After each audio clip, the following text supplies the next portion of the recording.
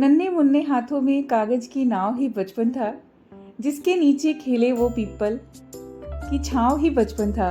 कभी झील सा मौन, कभी लहरों सा तूफानी बचपन था। कभी कभी शिष्ट, कभी करता मनमानी बचपन था। और ये जो मेरे हाथ में है ना आज, ये बचपन की याद है। अब कहाँ पहले की तरह मुस्कुराना आता है, अब कहाँ छोटी छोटी बातों पे रूठना आता है, और कहाँ लौट कर फिर बचपन का जमाना आता है। ये चटनी मैंने बचपन में ही सीखी थी। अब आप बोलेंगे सीखी थी, हाँ जी, तो मैंने ये सीखी थी और इसको मुझे किसी ने सिखाई नहीं थी। मैंने चलते फिरते देखी थी और मेरी आदत थी। जब मैं बचपन के दिनों में गांव में जाया करती थी ना, तो बहुत मज़ा आता था। बचपन से मेरी आदत है चीज़ों को देखना और उनको ऑब्जर्व करना और उनसे नई नई चीज़ें सीखते रहना। फिर अभी तो बहुत सारे मैं एक्सपेरिमेंट खुद भी करती हूँ।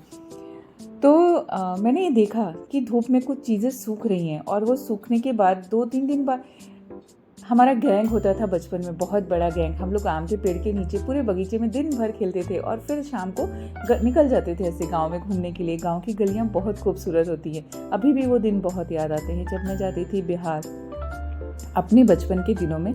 अभी तो मुश्किल है जाना, क्योंकि अभी हमारे बच्चों के बचपन के दिन चल रहे हैं।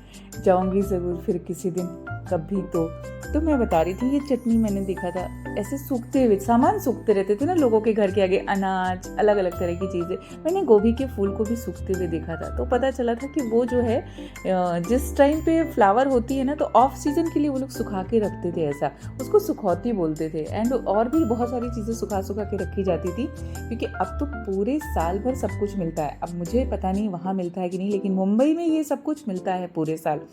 तो वहाँ पे ही मैंने ये चटनी देखी थी। तब इस पे नहीं, मिक्सी नहीं होती थी, वो लोग कूट के पीसते थे। और इस चटनी को परदेसी नाम दिया था, क्योंकि ये चटनी परदेश जाती थी। अभी भी ये चटनी विदेश जाती है, मैंने भेजी है और मुझे बहुत अच्छा लगा।